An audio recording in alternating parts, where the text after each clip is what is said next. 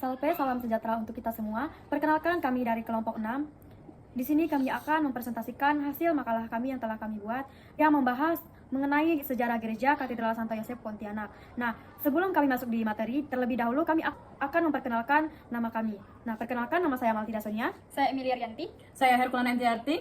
Saya Gios Ibrani. Nah, oke.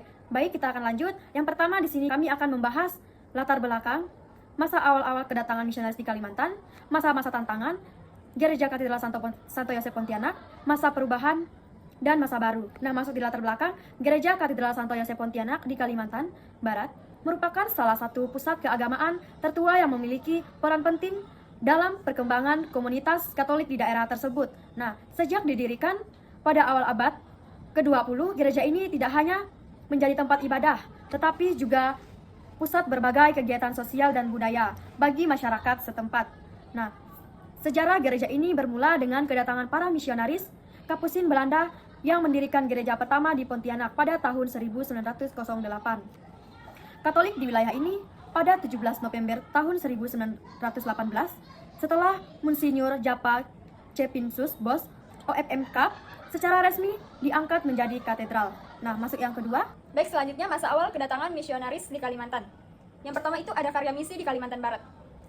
Di daratan belahan Pulau Kalimantan, walaupun masih relatif baru, para misionaris Katolik giat melakukan evangelisasi. Belahan barat seluas 146,760 km ini menjadi daerah tujuan para misionaris Katolik. Nah, sejarah misi Katolik di Kalimantan Barat terekam dalam laporan-laporan para misionaris Ordo Jesuit ketika mereka melakukan perjalanan hingga ke daerah pedalaman Kalimantan Barat. Laporan tersebut diperoleh dari Pastor Sanders yang melakukan perjalanan di Kalimantan Barat dari tahun 1851 sampai dengan tahun 1852. Dalam kunjungannya itu, ia melaporkan bahwa belum saatnya untuk membuka karya misi di Kalimantan Barat.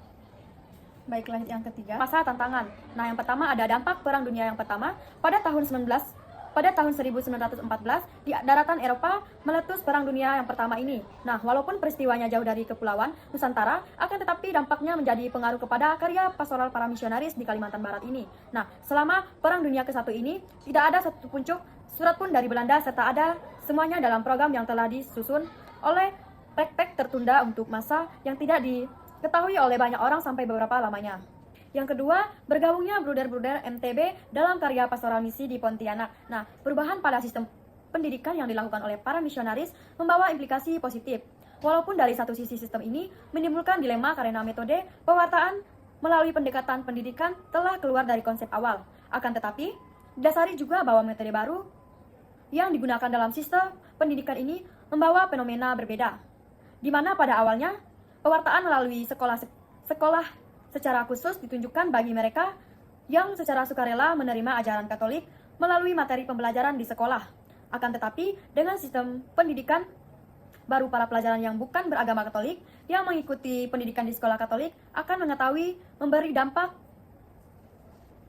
secara tidak langsung etika agama Katolik, dan diharapkan melalui pemahaman ini akan memberikan dampak positif mengenai pewartaan Kristus sebagai juru selamat umat manusia.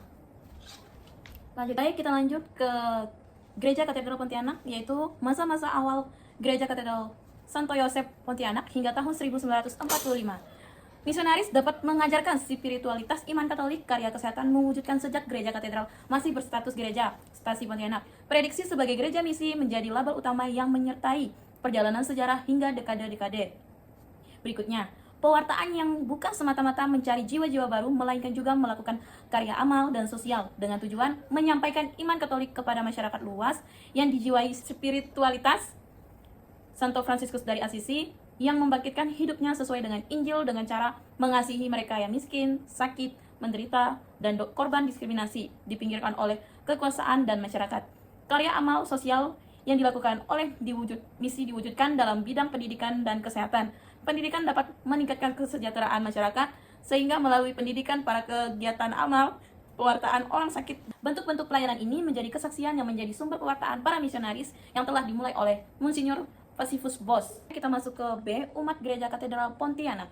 Saat misi masuk di kota Pontianak pada tahun 1908, jumlah penduduk kota diperkirakan sekitar 18.000 jiwa. Penduduk tersebar di seluruh kota Pontianak dan sekitarnya. Dalam laporan para suster SFIC ketika mereka tiba di Pontianak atas undangan perspektif Penduduk kota Pontianak terdiri dari berbagai suku, orang-orang Eropa dari berbagai bangsa, dan yang terbesar adalah mereka yang berkulit coklat, kuning, dan hitam.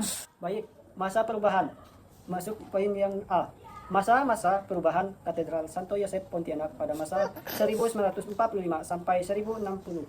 Berita kemerdekaan Republik Indonesia sesudah terdengar di Pontianak, masyarakat kota Pontianak menyebut dengan penuh sukacita kabar proklamasi yang dilakukan di Jakarta. Pada tanggal 17 Agustus 1945, kondisi di gereja Katedral Pontianak demikian juga semuanya berjalan normal. Kembali ini ditandai dengan baptisan pertama tanggal 20 Agustus 1945 atas Nansin Lee yang dilahirkan di Pontianak pada tanggal 29 Maret 1945 dan tabisan kedua atas nama Sin Lee Hochi yang lahir pada tanggal 1 bulan Juni 1945. Baik, selanjutnya kita masuk pada masa baru. Monsinyur Hieronymus Bumbun OFM Cup menggunakan moto Amor Non Amator atau cinta tidak dicintai, menunjukkan bagaimana karya kasih Allah yang demikian sempurna bagi manusia seringkali belum disadari oleh banyak orang. Nah, merujuk perkataan Santo Fransiskus dari Asisi tentang Amor Non Amator yang mendorong perwujudan pemerintah cinta kasih Yesus, hukum cinta kasih akan dipahami oleh semakin banyak orang, supaya manusia makin sadar bahwa cinta kasih Allah hanya minta satu alasan, yakni cinta kasih. Pada tahun 1972, Monsinyur Herculanus mentabiskan Pastor Petrus Rostandi OFM Cup, Pastor Ignatius Sunarto OFM Cup, dan Pastor Patrick Hartadi OFM Cup menjadi imam di katedral. Selanjutnya, peranan awam dalam pelayanan di gereja. Kemandirian dan kedewasaan umat terlihat ketika awam mengambil bagian di dalam upaya-upaya pembinaan rohani di lingkungan gereja. Partisipasi kaum awam dalam karya kerasulan sudah dimulai sejak gereja Katolik dibangun di Pontianak. Usaha dan upaya yang berkesinambungan ini sangat membantu karya pewartaan misionaris. Nah, baik, masuk di kesimpulan, Gereja Katedral Santo Yosep Pontianak memiliki sejarah panjang yang mencerminkan perkembangan Gereja Katolik di Kalimantan Barat. Didirikan pada 9 Desember tahun 1909 oleh para imam Kapusin dari Belanda. Gereja ini awalnya merupakan pusat paroki Santo Yosep, statusnya kemudian diangkat menjadi katedral pada 17 November tahun 1918. Nah, bersamaan dengan penunjukan Monsinyur Jan Pacifius Bos OFM Cup sebagai Vicaris Apostolik Borneo, Belanda.